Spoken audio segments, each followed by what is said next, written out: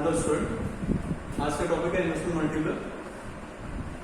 Investment मल्टीप्लर से पहले हम इक्विलिब्रियम पढ़ चुके हैं। आपने एएस अप्रोच और सेविंग इन्वेस्टमेंट अप्रोच दोनों देख लिए। अभी इन्वेस्टमेंट मल्टीप्लर क्या है? Investment multiplier is a coefficient. इस इन्वेस्टमेंट मल्टीप्लर को के से बोलेंगे, डिनोट करेंगे, पर फिलहाल इन्वेस्टमेंट मल्टीप्लर एक कोएफिशिएंट है दैट शोज, क्या शो करता है ये? shows changes in y। ये डेल्टा किसको दिखा रहा है? चेंज को in y ड्यू टू, किसकी वजह से? Due to changes in i। i क्या है? इन्वेस्टमेंट। यानी कि अगर इन्वेस्टमेंट बढ़ेगा या घटेगा तो y भी बढ़ेगा या घटेगा। ओके, सो इंपैक्ट, तो इन्वेस्टमेंट मल्टीप्लर को हम क्या बोलेंगे? के shows impact of changes in I on changes in Y। ये है K, यानी इन्वेस्टमेंट मल्टीप्लर। किसने बनाया था?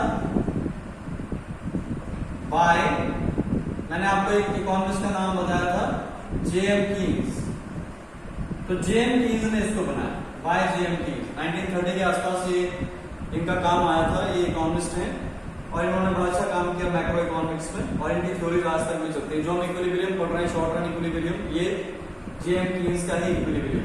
Okay, so K is this, K shows this. तो अगर के शोज दिस, तो के बाय डेफिनेशन होगा changes in Y upon changes in I. Changes in Y upon changes in I. Okay, अब K को जब हम कैलकुलेट करेंगे, के की वैल्यू जब इससे आगे कैलकुलेट करेंगे, हमने कैलकुलेशन में नहीं जाना है, तो के की वैल्यू होती है 1/1 माइनस एमपीसी, 1/1 माइनस एमपीसी, या 1/1 माइनस बी, या 1/एमपीएस। ये इसका फॉर्मूला है के का। What is the formula? Formula is K is changes in I upon changes in Y upon changes in I, that is 1/1 minus MPC or 1/1 minus B or 1/MPS। Clear? तो ये basic कहानी, 1/1 minus B, 1/MPS, 1/1 minus MPC। तो 1 minus MPC, MPC की जगह B रख दिया, 1 minus B हुआ, और 1 minus B को क्या बोल सकते हैं? MPS बोल सकते हैं। Okay, now see what does that mean? Suppose at a given point of time, given C is equals to 40 plus 0.8 y, okay, I is say 2000 या 200 करोड़ रुपीस, ये आपका I है। तो फाइंड इक्विलिब्रियम इनकम, ये एक question. C is 40 plus 0.8 y, I is 200 crore, find equilibrium income. तो आप जानते हैं, हम इसको सॉल्व करेंगे। आंसर, सॉल्यूशन क्या है? मैंने आपको बोल दिया, कई बार हमने डिस्कस कर लिया। हम लिखते हैं at equilibrium, at equilibrium, at equilibrium क्या है? एट इक्विलिब्रियम, एट इक्विलिब्रियम क्या है? एट इक्विलिब्रियम है AD equals to AS, AD equals to AS। AD की जगह क्या है? C प्लस I, AS की जगह क्या है? Y। ओके, ओके, तो C की जगह इसकी वैल्यू पुट करो फंक्शन की, 40 plus 0.8y plus 200 equals to y। ये 200 और 40 आपस में जुड़ गया, 240 plus 0.8 y equals to y। अब ये इधर की तरफ चला गया, तो ये हो गया 240 equals to y minus 0.8 y, that is 240 equals to y 0.2 हो गया। तो y equals to 240 divided by 0.2, that is 1200.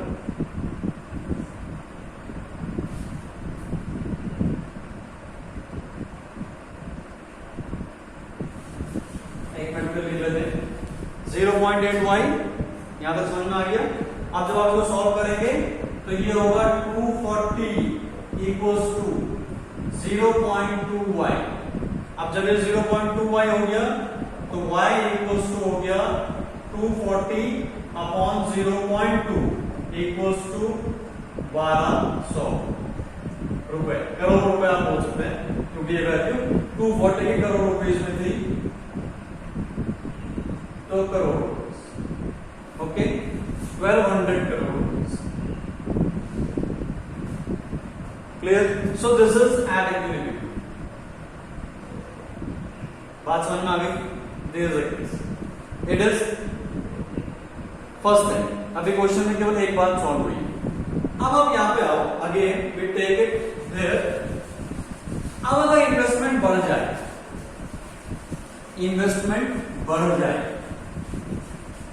यहां पे नोट कर लिया होगा के की वैल्यू और के का फॉर्मूला क्या है।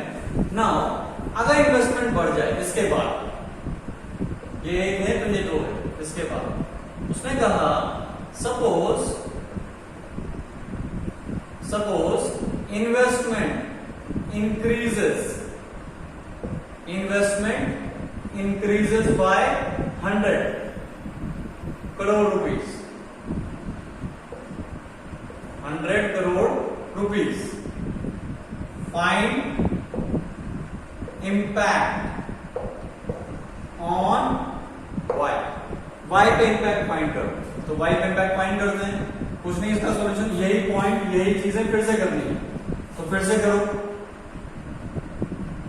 आपने लिखा again solution answer at equilibrium AS is equals to AD, y equals to C plus I equals to 40 plus 0.8y plus, अब ये इन्वेस्टमेंट बढ़ गया, पहले कितना था 200, अब 100 और बढ़ गया तो कितना हो गया 300।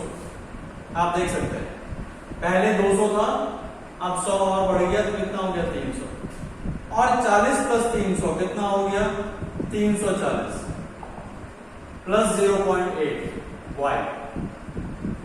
ओके, तो इसको सॉल्व कर लीजिए, ये सारा y चल रहा है साथ में, तो ये हो जाएगा यहां पे, ये y बाहर आ जाएगा, ये आ जाएगा 0.2y, 0.2y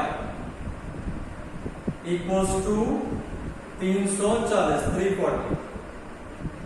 ठीक है, तो ये कितना हो गया y equals to 340 upon 0.2, that is 1700, that is 1700 crore rupees. Okay, तो आप देखो y 1200 करोड़ रुपीस से उठ के 1700 करोड़ रुपीस हो गई। क्लियर? क्यों? क्योंकि इन्वेस्टमेंट बढ़ा ना। अब हम बात करते हैं, ये आपके पास कहानी है, इसको मैं इरेज कर रहा हूं। पहला इन्वेस्टमेंट, पहला कितना है ये यहां पे आप देख सकते हैं। नाउ लेट अस सी चेंज। अब बात करते हैं चेंज की, कॉन्सेप्ट समझने के लिए चेंज की बात करते हैं। चेंज इन इन्वेस्टमेंट, पहले इन्वेस्टमेंट कितना था आपको दिया हुआ है वैसे चेंज 100 का, लेकिन 300 इन्वेस्टमेंट हो गया और 200 पहले था, तो कितने का चेंज आया 100 करोड़ रुपीस का, 100 का चेंज आया। ओके, चेंजेस इन इनकम, पहले इनकम कितनी थी, first income was how much 1200, और नई इनकम कितनी हो गई 1700, तो इनकम नई हो गई 1700 और पहले थी 1200, तो कितनी इनकम बढ़ी 500, इनकम कितनी बढ़ गई 500, तो इन्वेस्टमेंट 100 बढ़ा और इनकम 500 बढ़ी। तो अगर ऐसा बढ़ा तो जब के की वैल्यू देखते हैं, के की वैल्यू कितनी हुई, के is changes in y upon changes in i, that is 500 upon 100, that is 5, के कितना होना चाहिए 5, यानी के 5 होना ये बताता है कि अगर आपका इन्वेस्टमेंट किसी सर्टेन वैल्यू से बढ़ा तो जो आपकी इनकम है वो सर्टेन वैल्यू इनटू 5 यानी 5 गुना 5 टाइम्स बढ़ जाएगा। ओके, अब आप देखो ये हमने के निकाला, अगर हम के को दूसरी तरीके से निकालें और के equals to 1/1 minus MPC, MPC is what B, MPC is what B. Okay, तो 1/1 minus 0.8 that is 1/0.2 that is 5।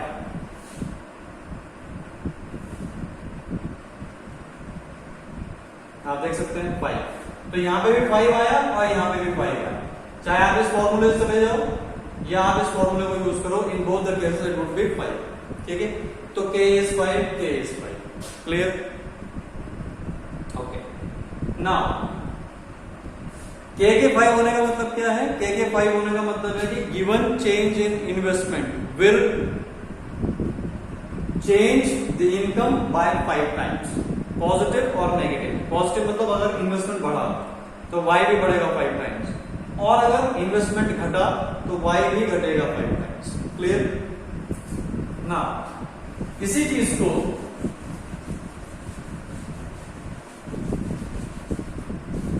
मैं यहां लिख देता हूं ताकि आप लोगों को और समझ में आए। यहां पे लिखते हैं thing is given k is whatever given change in I equals to x, given change in I equals to x will change y by k times. समझे? यानी कि अगर हम इस वाले फॉर्मूले को दोबारा देखें तो changes in y would be changes in I into k, changes in y equals to changes in I into k। Clear? यानी I में होने वाला कोई भी चेंज y में k टाइम्स चेंज लेके आए। This is the basic. अब इसको हम ग्राफ पे शो करते हैं, ग्राफ पे देखते हैं same thing. Graph, this is a graph. Okay, आप जानते हैं this is as is equals to y, this is 45 degree, this is AD equals to C plus I, AD equals to C plus I। Okay, I hope it's clear. C plus I। Okay, now तो कहां पे intersection हो रहा है? यहां पे। तो यहां पे आपका क्या बना? y बना। सपोज ये y कौन सा है? पुराना वाला y, जो भी y था आपका y बना। अब आप जानते हैं ये ADC प्लस I है। अगर हम यहाँ पे एक ऐसा लाइन खींचे तो this is C, C equals to A plus BY, ये C है। तो जब ये C है तो इन दोनों के बीच का गैप, ये गैप क्या है? I, this gap is I।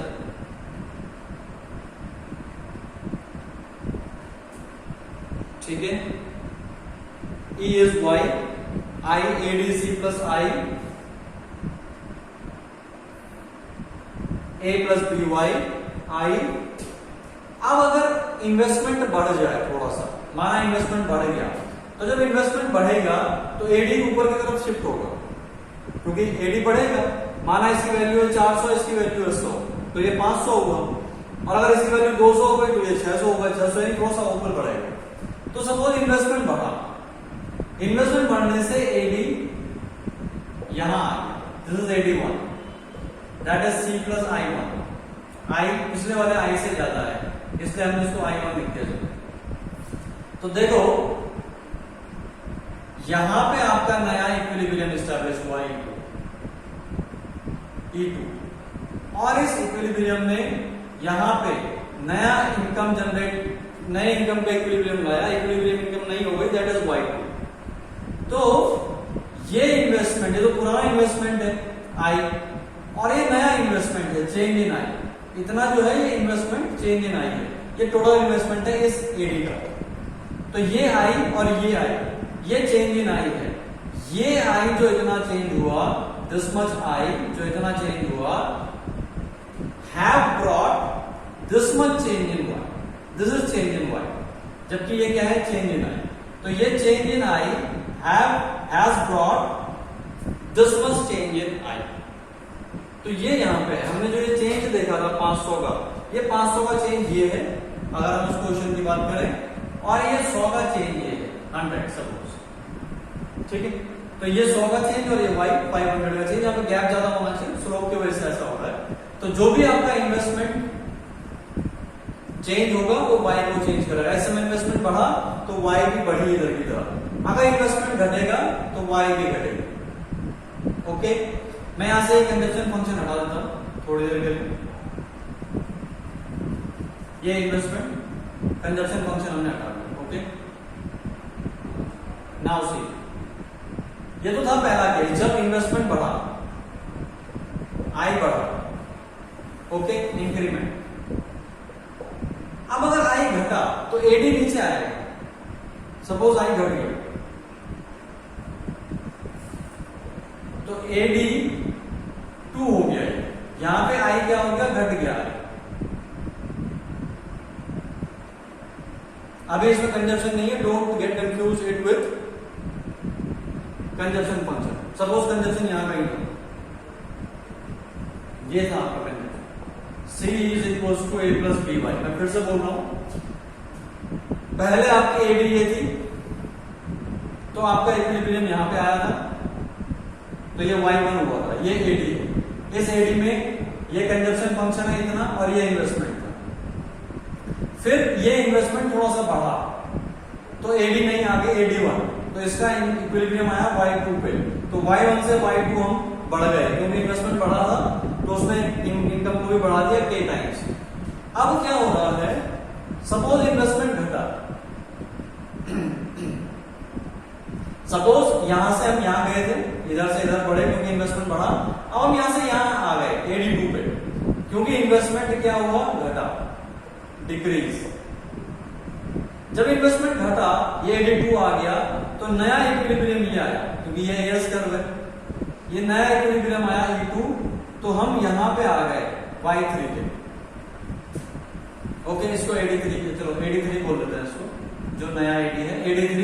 तो इक्विलिब्रियम 3 आ गया, इक्विलिब्रियम 3, और इसको ये Y3 हमने बोला। तो Y से Y3, Y1 से Y3 हम पहुंच गए। ये दो अलग अलग केसेस हैं, ऐसा नहीं हुआ कि इससे इसके बाद ये और इसके बाद ये दो सेपरेट केसेस हैं। एक केस ये यहां से यहां और दूसरा केस ये यहां से यहां। एक केस यहां से यहां इन्वेस्टमेंट का बढ़ना और दूसरा केस ओरिजिनल पॉइंट से इन्वेस्टमेंट का घटना।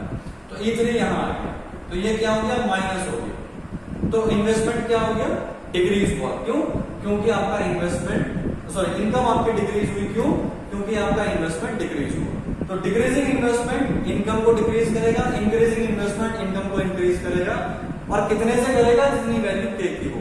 यानी ये गैप, यहाँ पे कितना गैप आएगा, ये जो चेंजेस इन Y है, ये चेंजेस इन Y है changes in I into K। और K की वैल्यू कैसे निकालनी है, 1/1 माइनस B, या changes in Y upon changes in I। अगर ये दोनों दे रखे हैं, वो नहीं दे रखे तो 1 माइनस B। अगर B दे रखा है तो 1 माइनस B आ जाएगा सीधे सीधे।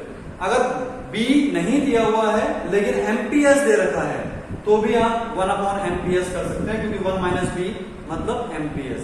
ठीक है, तो this is the investment multiplier basic concept. अब इसमें हम नेक्स्ट टॉपिक देखेंगे, that is mechanism of investment multiplier. कैसे इन्वेस्टमेंट मल्टीप्लर काम करता है, ये कई बार बोर्ड में पूछा जाता है। द वर्किंग ऑफ इन्वेस्टमेंट मल्टीप्लर की, ये इन्वेस्टमेंट मल्टीप्लर कैसे काम करता है, आपका जो ये 500 हुआ, 100 से जो 500 हुआ वो कैसे हुआ, इन्वेस्टमेंट मल्टीप्लर ने इसको कैसे आगे बढ़ाया। Okay, so that's all for today. Thank you.